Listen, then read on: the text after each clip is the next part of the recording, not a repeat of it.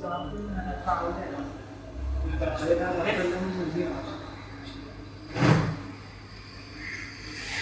salatu wassalamu ala rasulillah wa ala alihi wa sahbihi ajma'in. Wa ashhadu an la ilaha illallah wahdahu la sharika lah wa ashhadu anna Muhammadan abduhu wa rasuluhu wa sallallahu bil-huda wa dinil haqqi liyudhhirahu 'ala ad-din kullihi wa law kariha al-mushrikun. Amma ba'du, fattaqullaha 'ibadallah. Allahumma 'allimna ma yanfa'una wanfa'na bima 'allamtana wa zidna 'ilma. സൽസ്വഭാവവുമായി ബന്ധപ്പെട്ടാണ് ഇൻഷാ അല്ലാഹ് ഇന്ന് നമ്മൾ ചർച്ച ചെയ്യാൻ ഉദ്ദേശിക്കുന്നത്. സൽസ്വഭാവം നമുക്കറിയാം, ഇസ്ലാം പഠിപ്പിച്ചിട്ടുള്ള ഏതൊരു സ്വഭാവ മര്യാദകളാകട്ടെ, സംസ്കാരങ്ങളാകട്ടെ, അതിനോട് തുല്യം നിൽക്കാവുന്ന രൂപത്തിൽ മറ്റൊരു മതങ്ങൾക്കോ അതല്ലെങ്കിൽ ഏതൊരു തത്വശാസ്ത്രത്തിനോ അതുപോലൊന്നും കൊണ്ടുവരാൻ സാധിച്ചിട്ടില്ല. അപ്പോൾ ഇസ്ലാമിലെ ഏതൊരു മര്യാദ പഠിച്ചാലും അത് നമ്മുടെ ജീവിതത്തിൽ ഏറ്റവും അനുയോജ്യമായ ഒരു യഥാർത്ഥ തഖ്വയുള്ളൊരു വ്യക്തിയായി, നല്ലൊരു മനുഷ്യനായി ജീവിക്കാൻ ഇസ്ലാം പറയുന്നതനുസരിച്ച് തന്നെ ജീവിച്ചാൽ മതിയാവുന്നതാണ്. പക്ഷേ സ്വഭാവം ചർച്ച ചെയ്യുമ്പോൾ ഒരുപാട് മേഖലകൾ കടന്നു വരും. സ്വാഭാവികമാണ്. സ്വഭാവം എന്നുള്ളത് ഒരാളുടെ സ്വഭാവം ഏതൊരു അയാൾ ഇടപെടുന്ന മേഖലയിലും പ്രകടമായി നിൽക്കേണ്ട ഒരു കാര്യമാണ്. അങ്ങനെ നമ്മൾ ചർച്ച ചെയ്യാൻ ഉദ്ദേശിച്ചാൽ വിശാലമായി ചർച്ച ചെയ്യേണ്ടി വരും. ചുരുങ്ങിയ രൂപത്തിൽ മാത്രം ചർച്ച ചെയ്യാനാണ് ഉദ്ദേശിക്കുന്നത്. മാലിക്കി മദ്ഹബിലെ പ്രസിദ്ധനായ പണ്ഡിതൻ ഇബ്നു അബി സൈദ് അൽ-ഖൈറുവാനി എന്ന് പറയുന്ന മാലിക് അസ്-സഗീർ, ചെറിയ മാലിക് എന്ന് അറിയപ്പെട്ട പണ്ഡിതനാണ്. അദ്ദേഹം ഹിജ്റ 310 ജനിച്ച് 386 മരണപ്പെട്ട പണ്ഡിതനാണ്. അദ്ദേഹത്തിൻ്റെ ഒരു വാക്ക് നമുക്കിങ്ങനെ കാണാൻ സാധിക്കും: ഇന്ന ജിമാഅൽ അഖ്ലാഖി തർജിഉ ഇലാ അർബഅതി അഹാദീസ്. സൽസ്വഭാവം അത് മുഴുവൻ 4 ഹദീസിലേക്ക് മടങ്ങുന്നുണ്ട് എന്നാണ്. ഒരു സൽസ്വഭാവിയായി മാറാൻ ആഗ്രഹിക്കുന്ന ഒരു വ്യക്തി 4 ഹദീസ് കൃത്യമായി പഠിച്ച് ജീവിതത്തിൽ പ്രാവർത്തിയാക്കിയാൽ മതി. എളുപ്പമാണ് കാര്യം.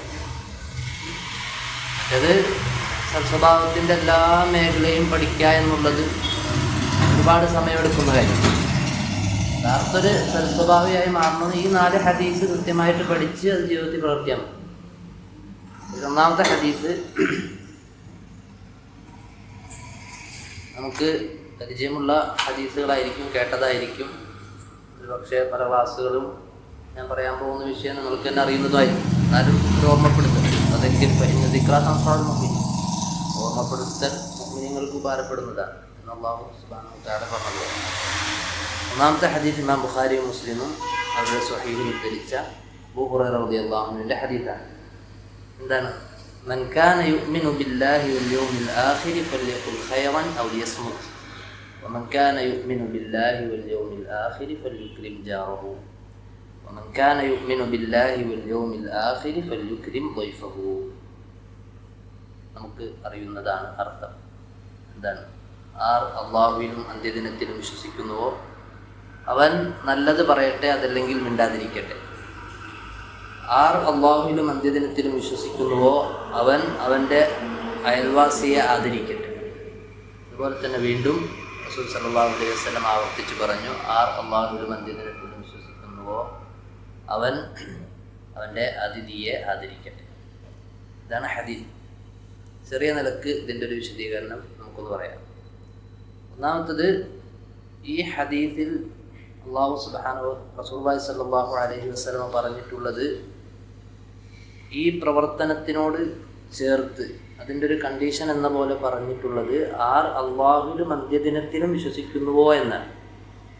ഇത് ഒരേ സമയം നമുക്ക് പ്രോത്സാഹനവും പ്രതീക്ഷയും അതുപോലെ തന്നെ നമ്മെ പേടിപ്പെടുത്തേണ്ടതുമാണ്.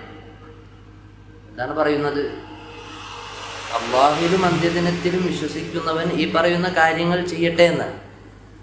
അതായത് ഈ പറയുന്ന കാര്യങ്ങൾ ചെയ്യുന്നവൻ അവനാണ് യഥാർത്ഥത്തിൽ അള്ളാഹുവിലും അന്ത്യദിനത്തിലും വിശ്വസിക്കുന്നവൻ എന്നാണ്. ഒരേ സമയം നമുക്ക് പ്രതീക്ഷയാണ്. എന്താണ് പ്രതീക്ഷ? നമ്മൾ അള്ളാഹുവിലും അന്ത്യദിനത്തിലും വിശ്വസിക്കുന്നവരാണ്. നമ്മൾ ജീവിതത്തിൽ ഇതുണ്ടാകണം. ഇതുണ്ട് എങ്കിൽ നമുക്ക് പ്രതീക്ഷിക്കാം നമ്മളുടെ ഈമാൻ ശരിയാണ് എന്ന്. അള്ളാഹുവിലും അന്ത്യദിനത്തിലും വിശ്വസിക്കുന്നവരാണ് നമ്മൾ. നേരെ മറിച്ച് പേടിപ്പെടുത്തേണ്ടതുമാണ്. ഈ ഹദീസിൽ പറഞ്ഞ 3 കാര്യങ്ങളിൽ നമ്മളിൽ ഇല്ല എങ്കിൽ നമ്മൾ ഈമാൻ നമ്മൾ പരിശോധിക്കേണ്ടതാണ്. ഒരേ സമയം തർഹീബുമാണ് തർഹീബുമാണ് പണ്ഡിതന്മാർ പറഞ്ഞതുപോലെ. ഒന്നാമത്തെ കാര്യം എന്താണ് പറഞ്ഞത്? ഫൽയഖുൽ ഖൈറൻ ഔ ലിയസ്മുത്. അവൻ നല്ലത് പറയട്ടെ, അതല്ലെങ്കിൽ മിണ്ടാതിരിക്കട്ടെ. ഇത് തന്നെ മതിയായതാണ്. ഇത് തന്നെ ഒരാളുടെ സ്വഭാവം, അവൻ സൽസ്വഭാവിയാകാൻ ഈ ഒരൊറ്റ വിഷയം തന്നെ മതിയായതാണ്. വലിയൊരു ശതമാനം നമ്മുടെ സ്വഭാവം നന്നാവും. കാരണം നല്ലത് പറയട്ടെ, അതല്ലെങ്കിൽ മിണ്ടാതിരിക്കട്ടെ എന്ന് പറയാൻ കാരണം എന്താണ്? നമ്മൾ പറയുന്ന ഓരോ വാക്കും കൃത്യമായി രേഖപ്പെടുത്തി വെക്കാൻ അല്ലാഹു സുബ്ഹാനഹു വ തആല മലക്കുകളെ ഏർപ്പെടുത്തിയിട്ടുണ്ട്. അതുപോലെ തന്നെ മറ്റൊരു ഹദീസിൽ കാണാം, റസൂൽ സല്ലല്ലാഹു അലൈഹി വസല്ലം പറഞ്ഞു, വഹൽ യകുബ്ബുൻ നാസ ഫിന്നാരി അലാ മനാഖിരിഹിം ഇല്ലാ ഹസായിദ് വൽസിനതിഹിം. നാളെ നരകത്തിൽ ജനങ്ങളെ മുഖം കുത്തി വീഴുന്നവരാക്കി മാറ്റിയത് അവരുടെ നാവ് സമ്പാദിച്ചതല്ലാതെ മറ്റെന്താണ്? അപ്പം ഒരു വാക്ക് നമ്മൾ സംസാരിക്കുന്നുണ്ട് എങ്കിൽ അതിൻ്റെ എഫക്റ്റ് വളരെ വലുതാണ്. നന്മയാണെങ്കിലും തിന്മയാണെങ്കിലും.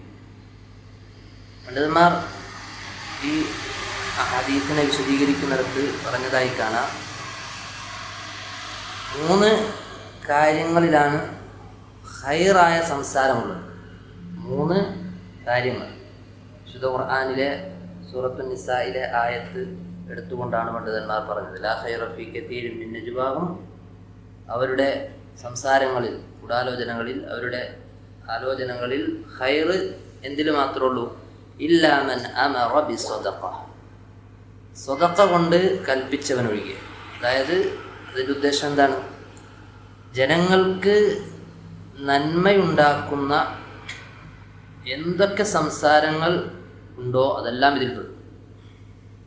ജനങ്ങൾക്ക് അവർക്ക് ഗുണമായി ഭവിക്കുന്ന എന്തൊക്കെയുണ്ടോ അതെല്ലാം ഈ ഇല്ലാ മൻ അമറ ബിസ്സദഖ എന്ന് അല്ലാഹു സുബ്ഹാനഹു വ തആല പറഞ്ഞതിൽ പെടുമെന്നാണ്.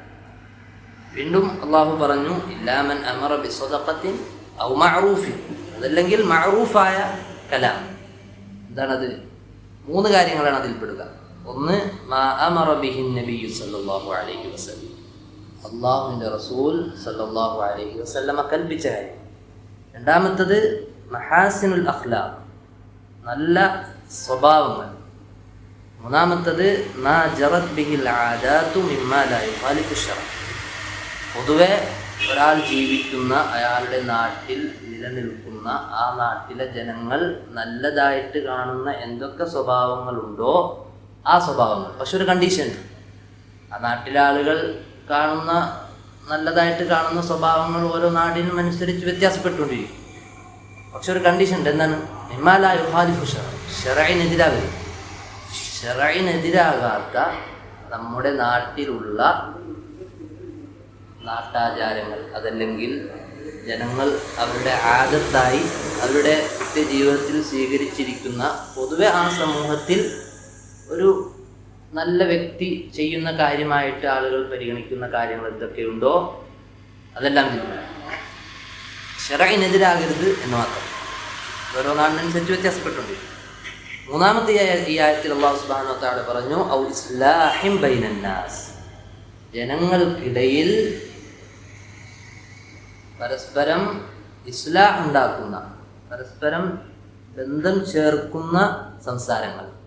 ആളുകൾക്കിടയിൽ ഫസാദ് ഉണ്ടാക്കുന്നതല്ല, ആളുകളെ ഭിന്നിപ്പിക്കുന്നതല്ല, ആളുകൾക്കിടയിൽ പരസ്പരം സഹോദരങ്ങൾക്കിടയിൽ ഭിന്നതയും ചിത്രതയും ഉണ്ടാക്കുന്ന വാക്കുകളല്ല. നേരെ മറിച്ച് അവരെ കൂട്ടിച്ചേർക്കുന്ന, മനസ്സുകൾ തമ്മിൽ അടുപ്പിക്കുന്ന, പരസ്പരം വിദ്വേഷത്തിലും പകയിലും നിൽക്കുന്ന ആളുകളെ മധ്യസ്ഥ കൂടി അവരെ പരസ്പരം കൂട്ടി യോജിപ്പിക്കാൻ വേണ്ടി സംസാരിക്കുന്ന എന്തൊക്കെ സംസാരങ്ങളുണ്ടോ അതെല്ലാം ഇതിൽപ്പെടും.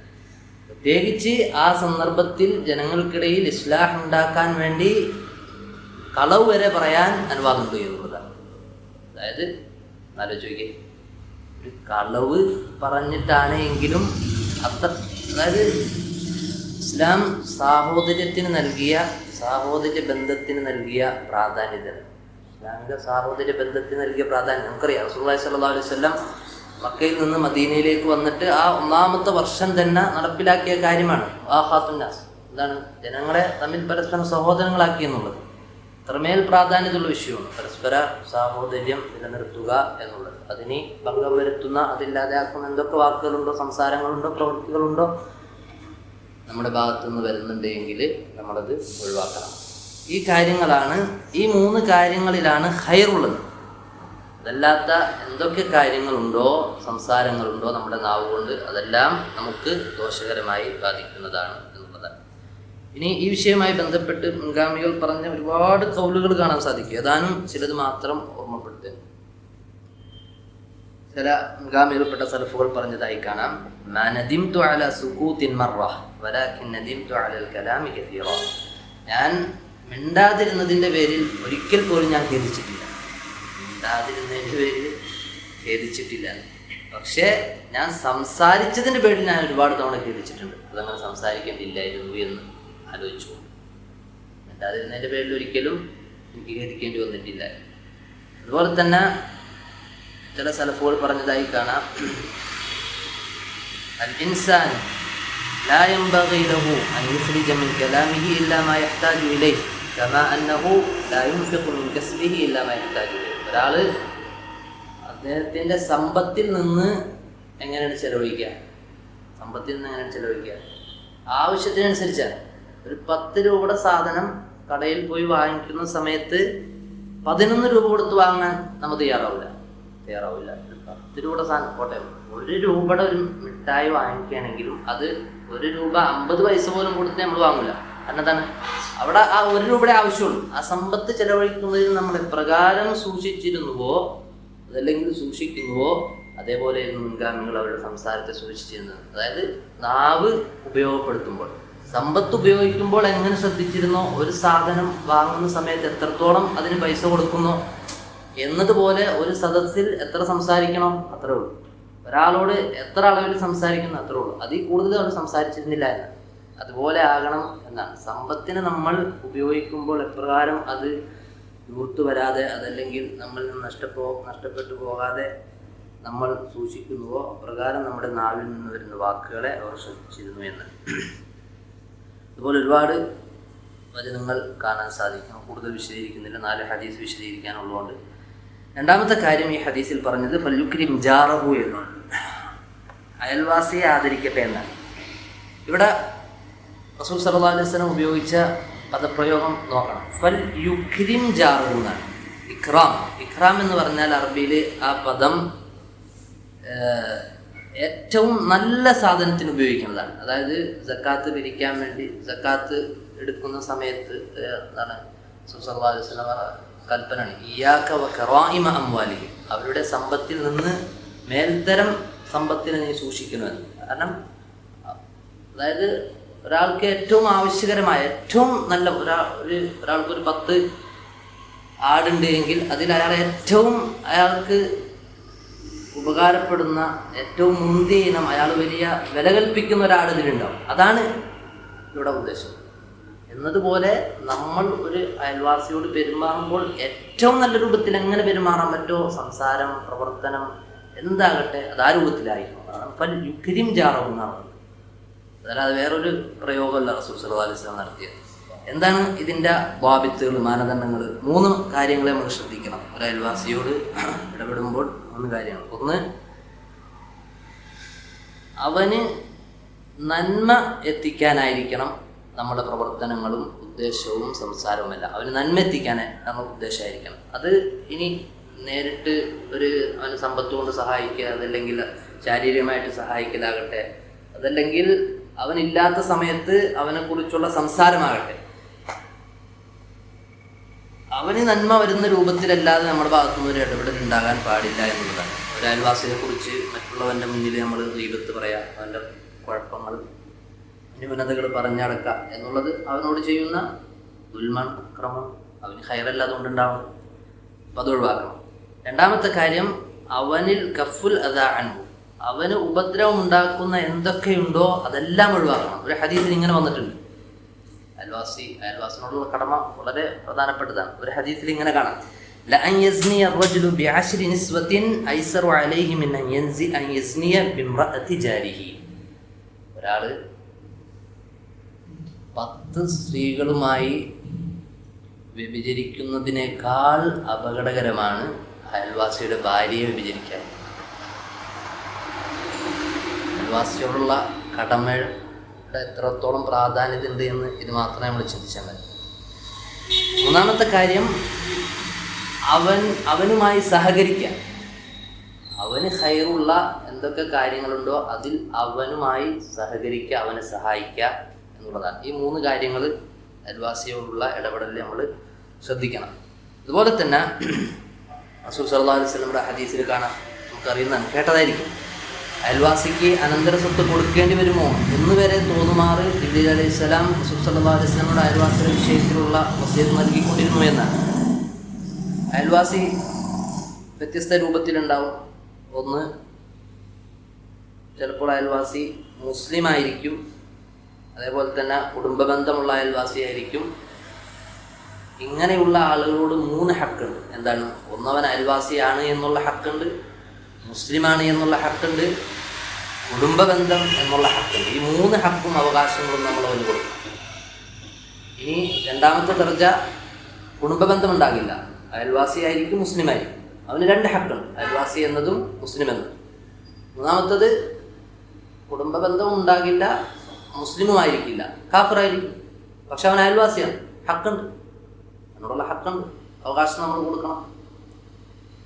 ഇവിടെ നമ്മൾ ഈ വിഷയം ചർച്ച ചെയ്യുമ്പോൾ ശ്രദ്ധിക്കേണ്ട ഒരു കാര്യമാണ്, പല ആളുകളും ഈ അയൽവാസിയോടുള്ള ബന്ധം കാത്തു സൂക്ഷിക്കണം എന്നൊക്കെ പറയുമ്പോൾ നമ്മൾ പഠിച്ച് മനസ്സിലാക്കിയ ദീനിൻ്റെ കാര്യങ്ങളൊന്നും പഠിച്ച് മനസ്സിലാക്കാത്ത അയൽവാസിയായി, പ്രത്യേകിച്ച് സ്ത്രീ പുരുഷ ഇടകലരൽ ഒന്നും അതിൻ്റെ പ്രാധാന്യത ഒന്നും അറിയാത്ത, അതൊന്നും കാര്യമായിട്ട് ശ്രദ്ധിക്കാത്ത അയൽവാസികളായിരിക്കും.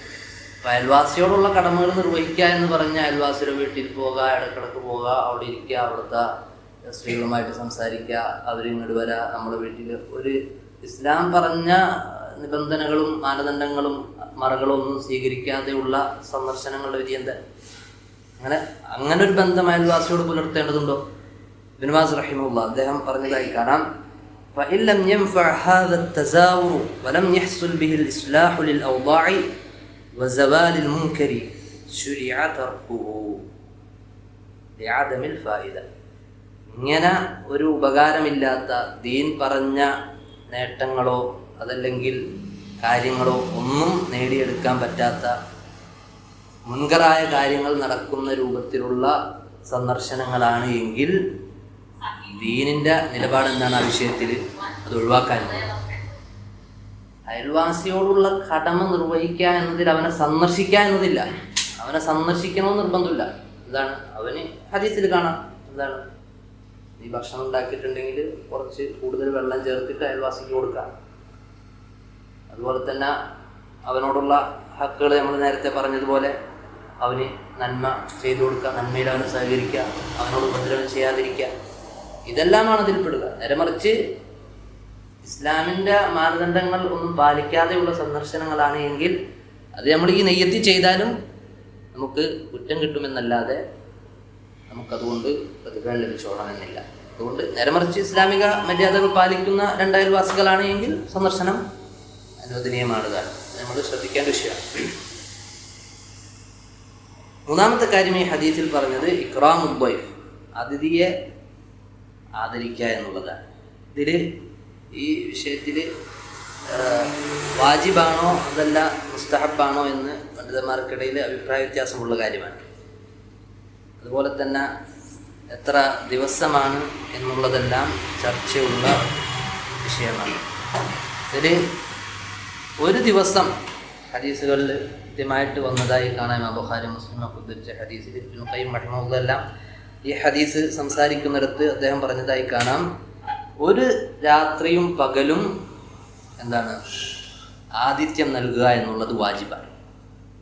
ഒരു അതിഥി നമ്മളെ വീട്ടിൽ വന്നിട്ടുണ്ടെങ്കിൽ രാത്രിയും പകലും നമുക്ക് കൊടുക്കണം നിർബന്ധമായിട്ട്, അതിൻ്റെ അവകാശം. ചില പണ്ഡിതന്മാർ അടുത്തൊരു മസലയാണ്, ഒരു വ്യക്തി വന്നു അതിഥിയായിട്ട്, ആ സമയത്ത് ആ വീട്ടിലെ ആള് ഒരു അതിഥിക്ക് കൊടുക്കേണ്ട മര്യാദകളും അതുപോലെ തന്നെ അവകാശങ്ങളൊന്നും കൊടുക്കുന്നില്ല എങ്കിൽ ആ വന്ന അതിഥിക്ക് ഇദ്ദേഹത്തിൽ നിന്ന് അദ്ദേഹത്തിൻ്റെ അവകാശങ്ങൾ എടുക്കാൻ പറ്റുമോ? ഇദ്ദേഹത്തിന് അനുവാദമില്ലാതെ തന്നെ. ഇവിടെ പണ്ഡിതന്മാർ പറയുന്നത് പറ്റുമെന്നാണ്. ഇബ്നുൽ ഖയ്യിം റഹിമഹുല്ലാഹ് പറയുന്നത് പറ്റുമെന്നാണ്. ഈ അവകാശം ആ വ്യക്തിക്ക് ഇയാൾ കൊടുത്തില്ലെങ്കിലും എടുക്കാമെന്നാണ്. ചില പണ്ഡിതന്മാർ വാജിബല്ല എന്ന് പറയുന്ന പണ്ഡിതന്മാർ പറയുന്നത് മറ്റു ചില ഹദീസുകൾ തെളിവ് പിടിച്ചുകൊണ്ട് അങ്ങനെ എടുക്കാൻ പാടില്ല എന്ന് ചില ഹദീസുകൾ തെളിവ് പിടിച്ചുകൊണ്ട് പറയുന്നുണ്ട്. പക്ഷെ ഏതായാലും ഇങ്ങനെ വരെ ചർച്ചകളുണ്ട്. അപ്പോൾ ആ സ്ഥിതിക്ക് നമ്മൾ എത്രമാത്രം അതിഥിയോട് മര്യാദകൾ കാണിക്കണം എന്നുള്ളതാണ്. ഒരു ദിവസം അതായത് രാത്രിയും പകലും കൊടുക്കുക എന്നുള്ളത് വാജിബാണ്.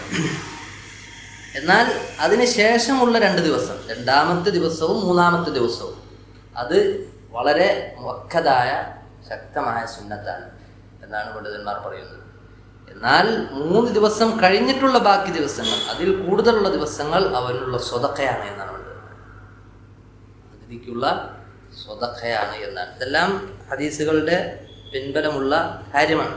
ഞാൻ നേരത്തെ പറഞ്ഞതുപോലെ അബൂ ശുറൈഹ് അൽ ഖുസാഇ റളിയല്ലാഹു അൻഹുവിൻ്റെ ഹദീസിൽ ഇമാം ബുഖാരി ഉദ്ധരിച്ച അവരുടെ സ്വഹീഹിൽ കൊണ്ടുവന്ന ഹദീസാണ്. അതുപോലെ തന്നെ നമ്മൾ ശ്രദ്ധിക്കേണ്ട കാര്യമാണ് എങ്ങനെയാണ് അതിഥിയെ ആദരിക്കേണ്ടത്. ഇത് ചർച്ച ചെയ്യുന്ന സമയത്ത് കാണാം, ഒരു അതിഥി നമ്മളെ വീട്ടിൽ വന്നിട്ടുണ്ടെങ്കിൽ, നമ്മളെ വീട്ടിൽ സ്ഥലമുണ്ട് എങ്കിൽ, നമ്മുടെ വീട്ടിൽ വന്ന അതിഥിക്ക് താമസിക്കാനുള്ള സ്ഥലമുണ്ട് എങ്കിൽ നമ്മളെ വീട്ടിൽ തന്നെ നടത്തണം. അവന് വേറെ പള്ളിയിലോ അതല്ലെങ്കിൽ അവന് വേറെ ഫ്ലാറ്റ് എടുത്ത് കൊടുക്കല്ല, നമ്മളെ കയ്യിൽ നിന്ന് തന്നെ പൈസ എടുത്ത് കൊടുത്ത് ഫ്ലാറ്റ് എടുത്ത് കൊടുക്കുക. നമ്മളെ വീട്ടിൽ സ്ഥലം ഉണ്ടെങ്കിൽ നമ്മളെ വീട്ടിൽ തന്നെ കിടത്തണമെന്നാണ് പറയുന്നത്. അതുപോലെ തന്നെ അവനുള്ള ഭക്ഷണം, അത് എങ്ങനെയാണ്? പല ആളുകളും ചോദിക്കലാണ്, ഭക്ഷണം എടുക്കട്ടെ, അങ്ങനെയല്ല എന്നാണ് പറയുന്നത്. ശരിക്കും മര്യാദ എന്താണ് നമുക്കറിയാം. ഇബ്രാഹിം നബി അലൈഹി സ്വലാമിൻ്റെ അടുക്കൽ മലക്ക് വരുന്ന സന്ദർഭം സൂറത്തുൽ ദാരിയാത്തിൽ അല്ലാഹു സുബ്ഹാനഹു വ തആല വിശദീകരിക്കുന്നുണ്ട്. ഫറാഗ ഇലൈഹി വജാഅ ബിഇജ്ലിൻ സമീൻ. ഈ റാഗ എന്ന് പറഞ്ഞ അറബി പദത്തിൻ്റെ ഉദ്ദേശം എന്താണ്? ഐ സുർഅതൻ വ ഖുഫിയ, അതായത് എത്രയും വേഗം ആ അതിഥിക്ക് എത്രയും വേഗം അവന് വേണ്ട ഭക്ഷണം തയ്യാറാക്കണമെന്നാണ്. അതുമാത്രമല്ല, അവൻ അറിഞ്ഞാലും പക്ഷെ അവൻ തടയും. നമ്മൾ ചോദിച്ചിട്ടാണ് എടുക്കുന്നത്, ചോദിക്കാൻ തന്നെ നിൽക്കേണ്ട ആവശ്യമില്ല.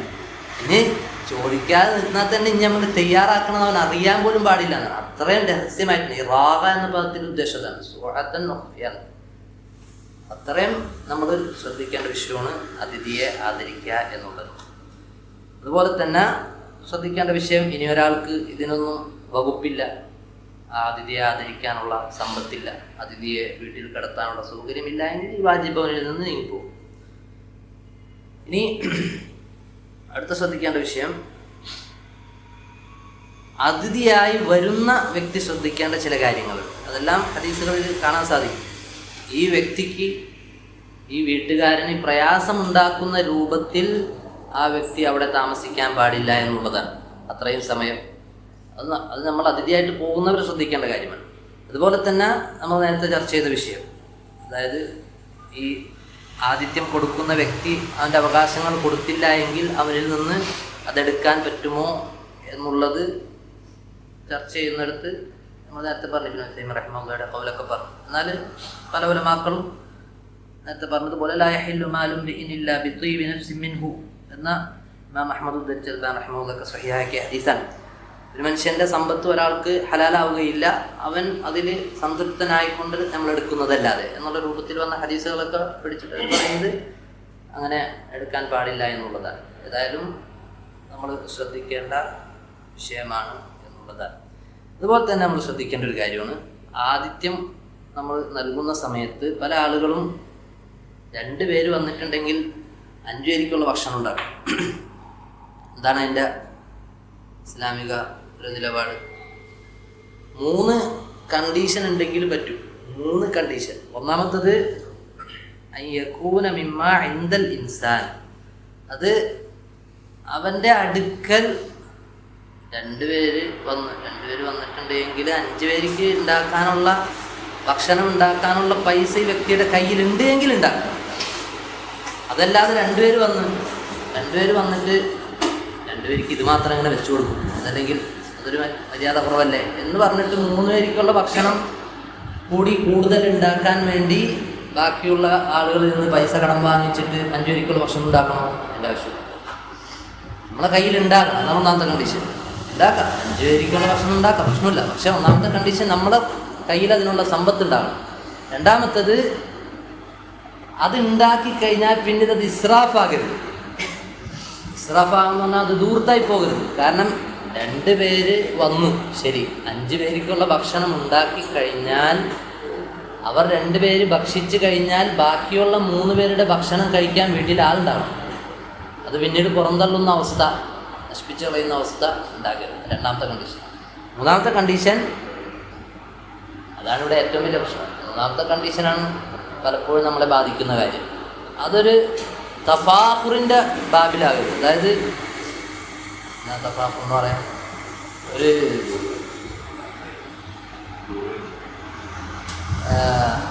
അഹങ്കാരം, അതില്ലെങ്കിൽ എന്താണ്, അതിന് പൊങ്ങച്ചത്തിൻ്റെ പേരിൽ പെരുമ നടിക്കാൻ വേണ്ടി ആകരുത്. പലപ്പോഴും നമ്മളതാണ് സംഭവിക്കുന്നത്. എങ്ങനെ ഇത് വെച്ചു കൊടുക്കും ഇത്രയും പേർക്ക്, അതായത് ഇതെങ്ങനെ വാങ്ങിച്ചു കൊടുക്കും. നമ്മുടെ കയ്യിൽ പൈസ ഇല്ലെങ്കിൽ നമ്മൾ കടമായിട്ടായാലും വാങ്ങിച്ചിട്ട് പലതും കാണിച്ചു കൊടുക്കും. അത് പ്രത്യേകിച്ച് കല്യാണത്തിൻ്റെ വിഷയത്തിൽ അതുള്ള കാര്യങ്ങളൊക്കെ നമ്മൾ ശ്രദ്ധിക്കേണ്ട വിഷയം. ഏത് സന്ദർഭത്തിലായാലും അതുപോലെ ആദരിക്കുന്ന സമയത്ത് ഈ പറഞ്ഞ കണ്ടീഷൻസ് പാലിക്കുകയാണ് എങ്കിൽ നമുക്ക് എന്ത് ചെയ്യാം? വന്ന ആളുകളെക്കാൾ കൂടുതൽ അളവിൽ ഭക്ഷണമോ മറ്റോ അവർക്ക് വേണ്ടി തയ്യാറാക്കാൻ പറ്റുന്നതാണ്, കുഴപ്പമില്ല എന്നുള്ളതാണ്. ഇത്രയുമാണ് ചെറിയ നിരക്ക് ഈ ഒരു ഹദീസിനെ കുറിച്ച് വിശദീകരിക്കാനുള്ളത്. രണ്ടാമത്തെ ഹദീസ്, ഈ ഹദീസ് നമുക്ക് ഓർമ്മ ഉണ്ടാവണം. എന്താണ് ഈ ഹദീസിൽ പറഞ്ഞ കാര്യങ്ങൾ? കാര്യങ്ങളാണ് 3 കാര്യങ്ങൾ. അല്ലാഹുവിലും അന്ത്യദിനത്തിലും വിശ്വസിക്കുന്നവരാണ് എങ്കിൽ നല്ല സംസാരിക്കേണ്ടതെങ്കിൽ. രണ്ടാമത്തെ കാര്യം, അയൽവാസിയെ ആദരിക്കണം. മൂന്നാമത്തെ കാര്യം, ബുദ്ധിയെ സ്വീകരിക്കട്ടെ എന്നുള്ളതാണ്. ആരാണ് ഹദീസ് റിപ്പോർട്ട് ചെയ്തത്? ആരാ ഹദീസാണ്? ഹദീസ് റളിയല്ലാഹുവിന്റെ ഹദീസാണ്. ഏത് കിതാബിലാണുള്ളത്? ബുഖാരി മുസ്ലിമാണ്. മുത്തഫഖുൻ അലൈഹിയായ ഹദീസാണ്. ഈ ഹദീസ് പലർക്കും മനപ്പാടായിരിക്കും. മനപ്പാടാക്കി നമ്മൾ ആശയം പഠിക്കുക. ചുരുങ്ങിയത് ആ ഹദീസ് ഏത് കിതാബിലാണ്, ഏത് സ്വഹാബിയുടെ ഹദീസാണ് എന്ന് മനസ്സിലാക്കുക. ശരി, അടുത്ത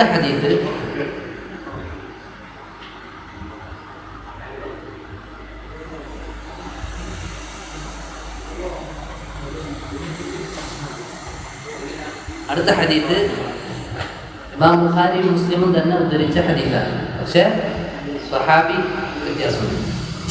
അബൂ ഹുറൈറ റളിയല്ലാഹു അൻഹു അല്ല, അനസ് ബിൻ മാലിക് റളിയല്ലാഹു അൻഹുവിന്റെ ഹദീസാണ്. പഠിക്കാനൊക്കെ പോലെ 2 ഹദീസ് നമ്മൾ പഠിക്കും. 2 ഹദീസും ബുഖാരിയും മുസ്ലിമിലുള്ളതാണ്. ഒന്നാമത്തെ ഹദീസ് അബൂ ഹുറൈറ റളിയല്ലാഹു അൻഹുവിന്റെ ഹദീസാണ്. രണ്ടാമത്തെ ഹദീസ് അനസ് ബിൻ മാലിക് റളിയല്ലാഹു അൻഹുവിന്റെ ഹദീസാണ്. എന്താണ് അനസ് ബിൻ മാലിക് റളിയല്ലാഹു അൻഹുവിന്റെ ഹദീസ്? لا يؤمن أحدكم حتى يحب لأخيه ما يحب لنفسه. സ്വന്തത്തിന് നമ്മൾ ഇഷ്ടപ്പെടുന്ന കാര്യം നമ്മുടെ സഹോദരന് വേണ്ടിയും ഇഷ്ടപ്പെടുന്നത് വരെ അതിലൊരാളും മുഅ്മിനാവുകയില്ല. അങ്ങനെ ഒരുപാട് ഹദീസുകളാണ്. ലാ യുഅ്മിനു അഹദുക്കും, ലാ യുഅ്മിനു അഹദുക്കും, അതിലൊരാളും തന്നെ മുഅ്മിനാവുകയില്ല, ഒരാളും തന്നെ മുഅ്മിനാവുക. എന്താണ് അതിൻ്റെ ഉദ്ദേശം? ഇത് ചെയ്യാത്ത ആൾ കാഫിറാണെന്നാണോ? ഇല്ല. അസ്ലുൽ ഈമാനല്ലേ ഉദ്ദേശം, കമാലുൽ ഈമാനാണ്. ഈമാൻ രണ്ട് നിലക്കുണ്ട്. അസ്ലിയായ ഒരാൾ ഇസ്ലാമിലേക്ക് പ്രവേശിക്കാൻ വേണ്ട ഒരു ഈമാൻ, അസ്ലിയായ ഈമാൻ പൊളിഞ്ഞു പോകുകയില്ല ഇത്തരത്തിലുള്ള ഹദീസുകൾ പ്രാവർത്തികമാക്കിയില്ലെങ്കിൽ. പക്ഷേ നിർബന്ധമായും അവൻ പൂർത്തീകരിക്കേണ്ട ഈമാനിൻ്റെ വശമുണ്ട്. ഈമാൻ പൂർത്തിയാവുകയില്ല എന്നാണ് ഇത്തരത്തിലുള്ള ഹദീസുകളുടെ ഉദ്ദേശം. മറ്റൊരു കാര്യം, ഹാഫിദ് ഇബ്നു റജബ് റഹിമഹുല്ലാഹ് അദ്ദേഹമെല്ലാം ഈ ഹദീസുകളെല്ലാം അർബഅ നബിയിലുള്ള ഹദീസാണ്. ഇബ്നു റജബ് റഹിമഹുല്ലാഹ് അദ്ദേഹം ഇത് ഹദീസ് വിശദീകരിക്കുന്നിടത്ത് പറഞ്ഞതായി കാണാം, ലാ യുഅ്മിനു അഹദുക്കും എന്നുള്ള ഈ പ്രയോഗം ഏത് ഹദീസിൽ വന്നോ ആ ഹദീസ് ഒന്നില്ലെങ്കിൽ ഒരു നിർബന്ധമായ ഒരു കാര്യം ചെയ്യാനുള്ള കൽപ്പനയായിരിക്കും, അതല്ലെങ്കിൽ ഒരു ഹറാമ് ഒഴിവാക്കാനുള്ള കൽപ്പനയായിരിക്കും. ലാ യുഅ്മിനു അഹദുക്കും കഴിഞ്ഞിട്ട് വരുന്ന കാര്യം ഒരു കൽപ്പനയാണ് എങ്കിൽ അത് ചെയ്യൽ വാജിബാണ്. ഒരു വിരോധമാണ് എങ്കിൽ അത് ചെയ്യൽ ഹറാമായിരിക്കും. ഉദാഹരണം പറയാം,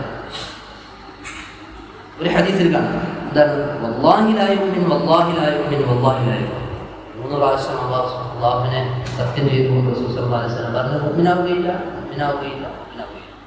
എന്നിട്ട് പറഞ്ഞു, എന്താണ്, അല്ലദീ ലാ യഅ്മനു ജാറുഹു ബവായിഹു, അവൻ്റെ ഉപദ്രവത്തെ തൊട്ട് അവൻ്റെ അയൽവാസി നിർഭയത്വത്തിലല്ല. എന്ത് മനസ്സിലായി? അയൽവാസിയെ ഉപദ്രവിക്കുക എന്നുള്ളത് ഹറാമാണ്. ആ പ്രവൃത്തി ചെയ്താൽ അത് ഹറാമാണ്. കാരണം ലാ യുഅ്മിൻ കഴിഞ്ഞിട്ടാണ് പറഞ്ഞിട്ടുള്ളത്.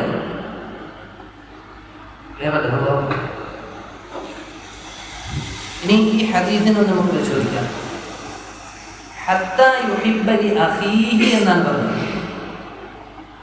അതായത് ഇവിടെ മുസ്ലിമിനെയാണ് ഉദ്ദേശം, അവൻ്റെ സഹോദരൻ.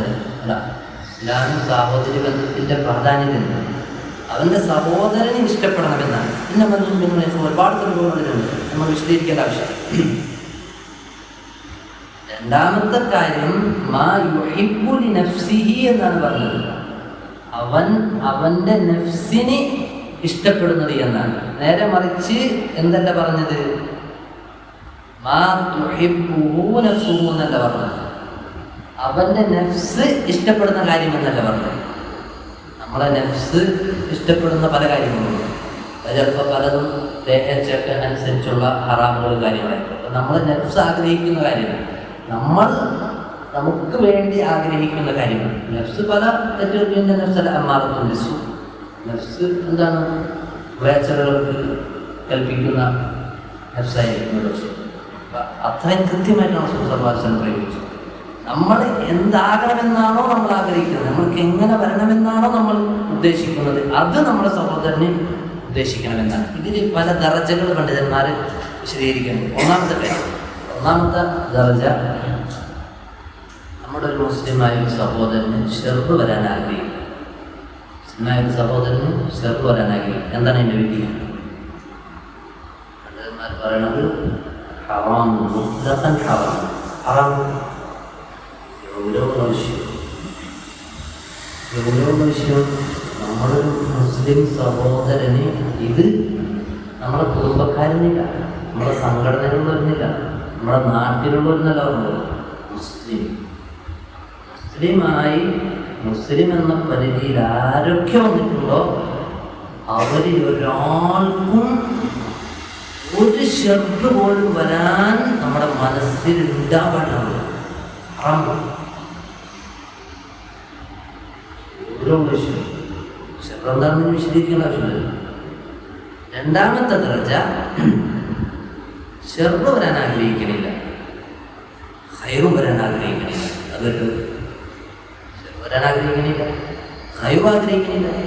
അങ്ങനെ അതും ഷെയ്ഖ് സുലൈമാൻ റുഹൈലി റഹിമഹുല്ലാഹ് അദ്ദേഹം ഈ ഹദീസിൽ വിശദീകരിക്കുന്നിടത്ത് പറഞ്ഞത്, ഇത് ഉലമാക്കൾക്കിടയിൽ ഇത്തിഫാഖുള്ള വിഷയമാണ്, ഇതും ഹറാമാണ്.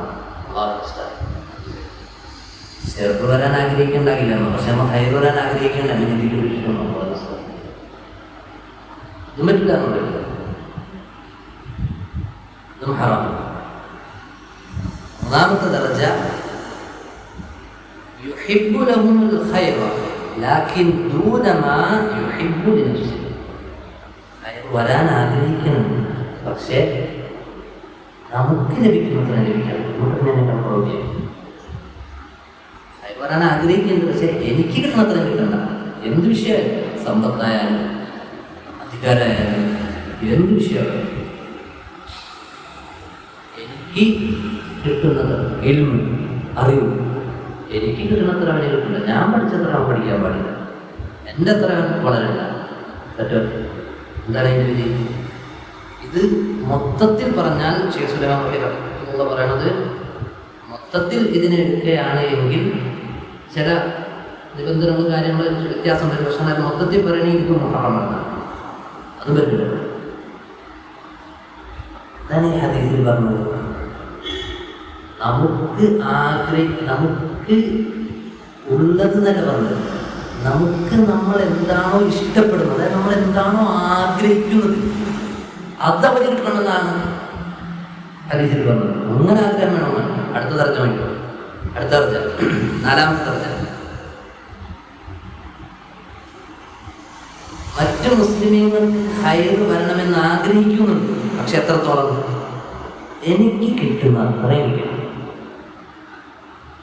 എനിക്ക് ലഭിക്കുന്ന എത്രയാണോ അത്ര കിട്ടിയാൽ അങ്ങനല്ല. അഫ്വൻ, എനിക്ക് ലഭിക്കുന്ന അത്ര എന്നല്ല, ഞാനിപ്പോൾ എങ്ങനെയാണോ ഉള്ളത് അത്ര എത്തിയത്. ഇപ്പോൾ നിലവിലുള്ള അവസ്ഥ, എനിക്കിപ്പോൾ എന്തൊക്കെയുണ്ടോ ഇതൊക്കെ എനിക്ക് കിട്ടും. നമ്മൾ ആഗ്രഹിക്കുന്ന കാര്യമല്ല, നിലവിലുള്ള അവസ്ഥ. ഇപ്പോൾ എനിക്ക് എന്തൊക്കെ ഹൈറുണ്ടോ അതൊക്കെ ലോകത്തോളം മുസ്ലിങ്ങൾക്കൊക്കെ വന്നോട്ടെ എന്ന് ആഗ്രഹിക്കുക എന്നുള്ളതാണ്. ഇതും പറ്റില്ല എന്നുള്ളതാണ്. ഇതും പറ്റില്ല. കാരണം ഫുളൈൽ ഇബ്നു ഇയാദ് റഹിമഹുല്ലാഹ് അദ്ദേഹം പറഞ്ഞതായിക്കാണ്, ജനങ്ങൾ നിന്നെ പോലെ ആകണമെന്നാണ് നീ ആഗ്രഹിക്കുന്നത് എങ്കിൽ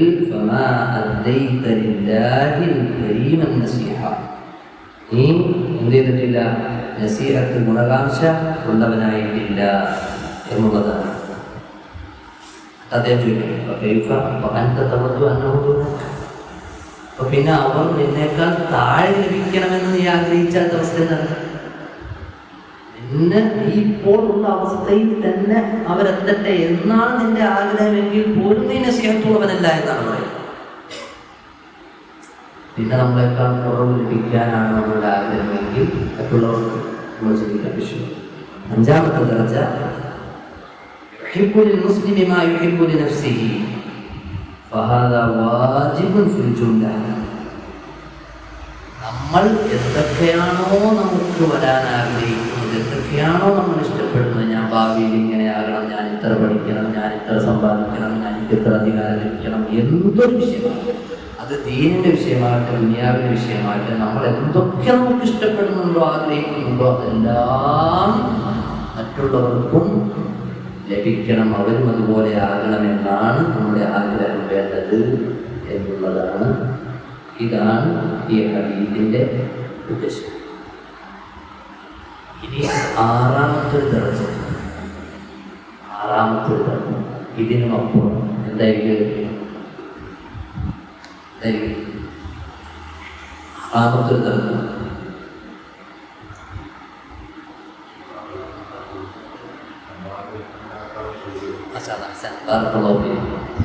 നമ്മളെക്കാൾ കൂടുതൽ അവർക്ക് ലഭിക്കാനുള്ളത്. നമുക്ക് ലഭിച്ചില്ലെങ്കിലും എനിക്ക് കിട്ടിയില്ലെങ്കിൽ കുഴപ്പമില്ല, അവന് കിട്ടണം. നിനക്കുണ്ടാവും ആളുകൾ, നിനക്കുണ്ടാവും ആളുകൾ ഉണ്ടാവും.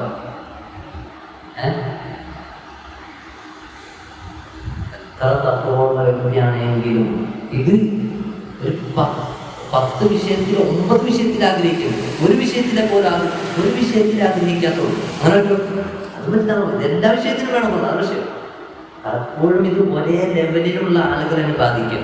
അതായത് സ്വാഭാവികമായിട്ട് ഇൽമ പഠിക്കുന്ന ആൾ, ഇൽമ പഠിക്കുന്ന ഒരാൾ കോളേജിൽ പഠിക്കുന്നവന് ഒരു ഡോക്ടറോട് തോന്നൂലത് തോന്നും, ഒപ്പം പഠിക്കണേ തോന്നും. ഒരു സമ്പത്തിന്റെ മേഖലയിൽ ബിസിനസ് ചെയ്ത് വലിയ സമ്പാദിക്കണമെന്ന് ആഗ്രഹിക്കുന്നവൻ ഇൽമ പഠിക്കണമെന്ന് തോന്നുന്നു. അവൻ്റെ അത്ര സമ്പാദിക്കണം തോന്നില്ല, അവൻ ആരോടെ തോന്നുള്ളൂ, അവൻ്റെ അതേ ലെവലിൽ നിൽക്കുന്ന സമ്പാദിച്ചുകൊണ്ടിരിക്കുന്ന ബിസിനസ് നടത്തുന്നവർക്കാണ് തോന്നുള്ളൂ. അത് പറഞ്ഞു എല്ലാ വിഷയത്തിലും തോന്നണമെന്ന് ഒരു വിഷയം പോലും ഒഴിവില്ല. ഇങ്ങനെ ഉണ്ടാവുകയാണ്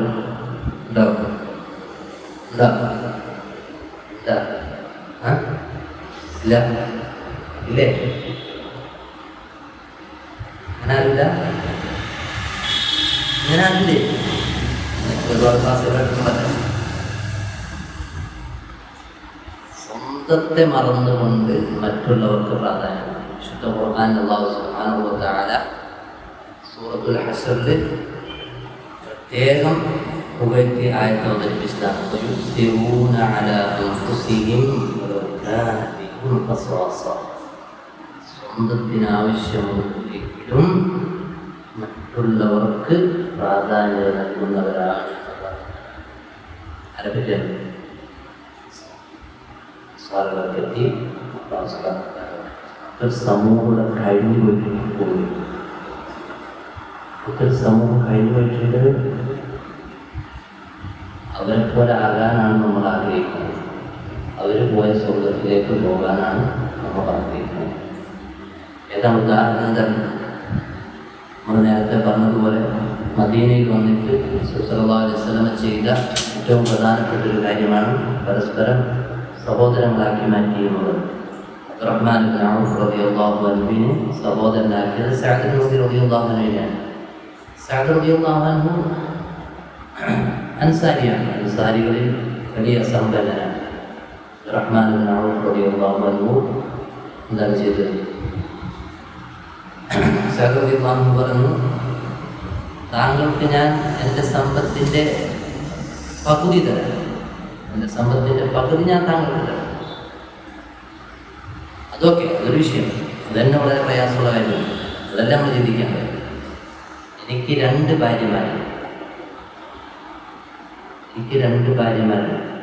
ആ രണ്ട് ഭാര്യമാരിൽ ഒരാളെ ഞാൻ താങ്കൾക്ക് വിവാഹം ചെയ്തു തരാം എന്നല്ല പറഞ്ഞു.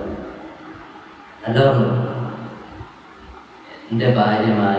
രണ്ട് ഭാര്യമാരിൽ താങ്കൾ വന്ന് കണ്ടിട്ട് താങ്കളെ അത്ഭുതപ്പെടുത്തിയവളാരാണോ, അങ്ങനെയാണ് താങ്കളെ അത്ഭുതപ്പെടുത്തിയവളാരാണോ, താങ്കൾക്ക് ഏറ്റവും ഇഷ്ടപ്പെട്ടത് ആരെയാണോ അവളെ ഞാൻ താങ്കൾക്ക് വിവാഹം ചെയ്തു തരാം. ഇത് ചിന്തിക്കാൻ പറ്റില്ല. നമുക്ക് ഈ ഒരു അവസ്ഥ നമുക്ക് ചിന്തിക്കാൻ പറ്റില്ല. രണ്ട് ഭാര്യമാരിൽ ഒരാളെ തന്നെ കൊടുക്കുക എന്നുള്ളത് തന്നെ പ്രയാസകരമായ. അതിൽ തന്നെ എല്ലാം കൊണ്ടും ആ വ്യക്തിക്ക് ഇഷ്ടപ്പെട്ട സൗന്ദര്യം കൊണ്ടും എല്ലാം ഇഷ്ടപ്പെട്ട ഒരു ഭാര്യനെ അദ്ദേഹം എടുക്കാൻ സാധ്യതയുണ്ട്. അങ്ങനെയും പറഞ്ഞിട്ടുള്ളൂ. താങ്കൾക്ക് ഇഷ്ടപ്പെട്ടവളെ എന്നാണ് പറഞ്ഞിട്ടുള്ളൂ. അപ്പൊ ഈ വ്യക്തിക്ക് ഇഷ്ടപ്പെട്ട ഏറ്റവും ഇഷ്ടപ്പെട്ട ഭാര്യനെയാണ് ആ വ്യക്തിക്ക് ഇഷ്ടപ്പെടുന്നെങ്കിൽ കൊടുക്കാൻ തയ്യാറാണ്. വെറുതെ പറഞ്ഞ വാക്കരുത്, കൊടുക്കാൻ തയ്യാറാണ്. ഇങ്ങനെയായിരുന്നു അൻസാർ. എന്നാൽ മുഹാജിറുകളും അതിനപ്പുറം അബ്ദുറഹ്മാൻ ഇബ്നു ഔഫ് റളിയല്ലാഹു അൻഹു ഇത് രണ്ടും വേണ്ട. താങ്കളുടെ ഇവിടുത്തെ ഒരു അങ്ങാടി ഏതാണെന്ന് എനിക്ക് കാണിച്ചെന്നാൽ അറിയില്ല. അദ്ദേഹം അവിടെ പോയി കച്ചവടം ചെയ്തിരിക്കുന്നത് എന്തൊരു സമൂഹമായിരുന്നു. ഇതൊരു സമൂഹം കഴിഞ്ഞു വേണ്ടി ഇനി വരാനുണ്ട്. യാതൊരു സംശയം. അവരുടെ മാതൃകയാണ് നമ്മൾ പിൻപറ്റുന്നത്. എപ്പോഴും വലിയ തലർച്ചയുണ്ട്. നമുക്കൊന്നും പെട്ടെന്നൊന്നും എന്താണ് ചെറിയ പരിശ്രമങ്ങൾ കൊണ്ടൊന്നും എത്തിപ്പെടാൻ പറ്റുന്ന തലർച്ചയല്ല. ഇതൊക്കെ എത്രയോ നമ്മൾ അത്രയും ഈമാനിൻ്റെ എന്താണ് അത്രയും വിവാദത്ത് ചെയ്ത് അത്രയും കരസ്ഥമാക്കി അള്ളാഹുവിലേക്ക് അടുത്താൽ നമ്മുടെ മനസ്സായ അവസ്ഥയിലാകും. പെട്ടെന്നൊന്നും ആയിരിക്കുന്ന കാര്യമില്ല. മനസ്സിൻ്റെ പ്രവർത്തനം ബാക്കിയൊക്കെ നമുക്ക് ബോധരായിട്ട് ചെയ്യാം. ഇത് മനസ്സിൻ്റെ പ്രവർത്തനം. ആൾക്കൊരു രാത്രി മൊത്തം നിസ്കരിക്കാം വേണമെങ്കിൽ. നമ്മുടെ ശരീരം ഒന്ന് തയ്യാറാണ്. അതൊക്കെ വാഹിദ് ചെയ്യാൻ പറ്റും. ഇതിവിടെ മനസ്സിൻ്റെ കാര്യമാണ് അള്ളാഹു സുബ്ഹാനഹു വ തആല ചർച്ച ചെയ്യുന്നത് അല്ലേ? അള്ളാഹു സർട്ടിഫിക്കറ്റ് നൽകിയ ഒരു കാര്യം.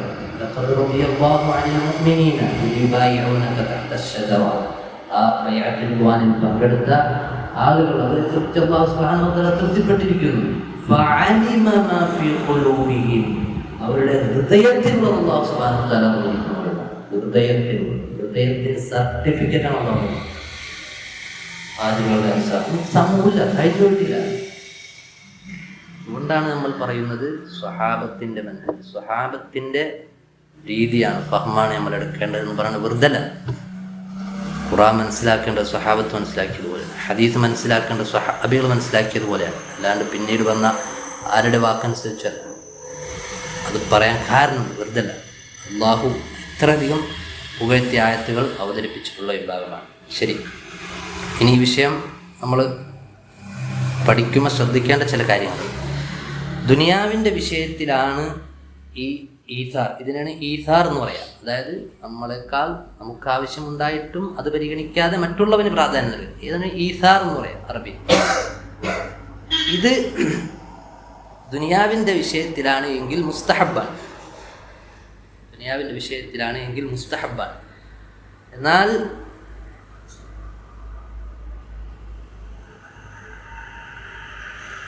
ദീനിൻ്റെ വിഷയത്തിൽ ഒരാൾ തന്നേക്കാൾ മറ്റുള്ളവന് പ്രാധാന്യം നൽകുക എന്നുള്ളത് ഒന്ന് തരംതിരിക്കേണ്ടി വരും. അള്ളാഹുവിലേക്ക് അടുപ്പിക്കുന്ന മുസ്തഹബായ കാര്യങ്ങളുണ്ട്, വാജിബായ കാര്യങ്ങളുണ്ട്. ഒരു വാജിബായ കാര്യത്തിന് തന്നേക്കാൾ മറ്റുള്ളവന് പ്രാധാന്യത കൊടുക്കാൻ പറ്റുമോ? പറ്റില്ല. അത് ഹറാമാണ്. ഒരു ഉദാഹരണം പറയാം. പൊതുവെ പറയാറുള്ള ഉദാഹരണമാണ് പണ്ഡിതന്മാർ. അതായത് ഒരാൾ യാത്രയിൽ രണ്ടുപേരും യാത്ര ചെയ്ത് പോവുകയാണ്. ഇതിനിടയിൽ ബാങ്ക് കൊടുത്തു, വഖത്ത് പോയിക്കൊണ്ടിരിക്കുകയാണ്, വഖത്ത് തീരാനായി. ആ സമയത്ത് ഒന്നാമത്തവൻ്റെ കയ്യിൽ കുപ്പിയിൽ കുറച്ച് വെള്ളമുണ്ട്, ഒരാൾക്ക് wudu എടുക്കാൻ വെള്ളമുണ്ട്.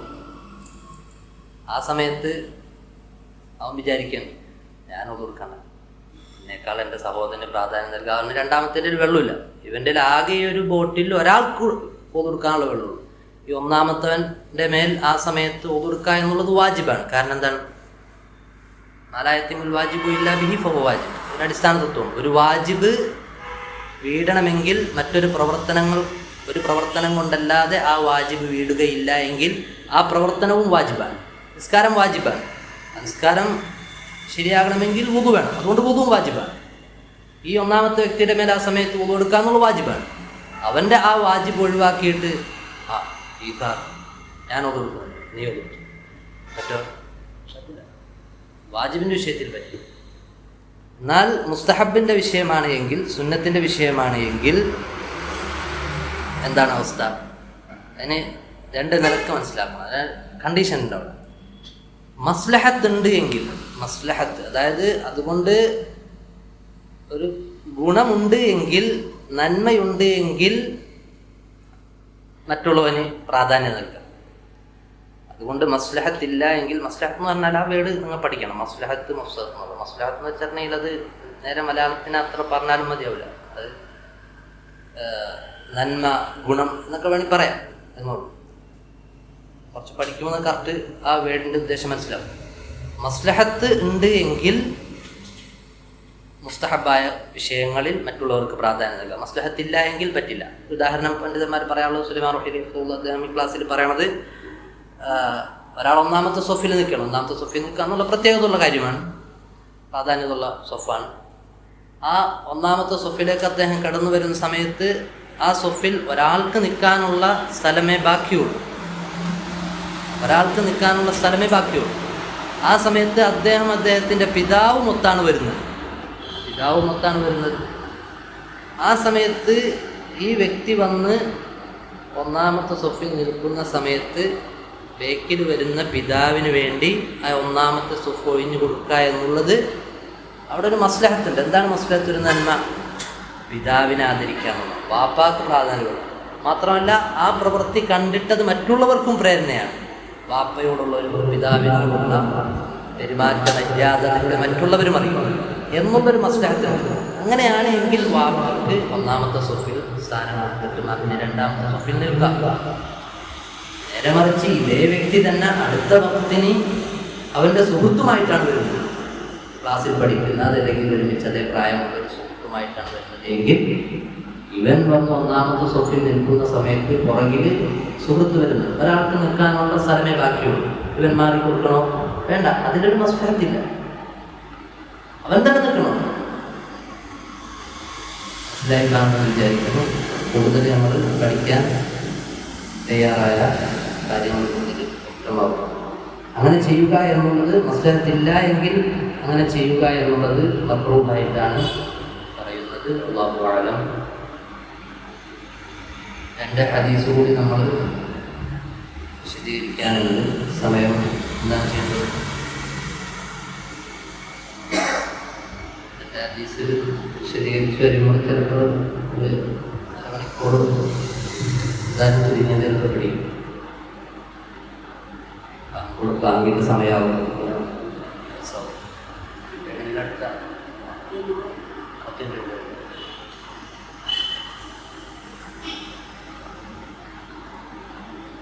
ബാക്കി രണ്ട് ഹദീസ് പിന്നീട് സൗകര്യം പോലെ എടുക്കാം. ഇതിൽ കുറച്ച് കാര്യങ്ങളൊന്നും പറയാൻ ഉദ്ദേശിക്കുന്നു. ഇപ്പം നമ്മൾ ഇവിടെ നടത്തുന്ന ക്ലാസ്സുകൾ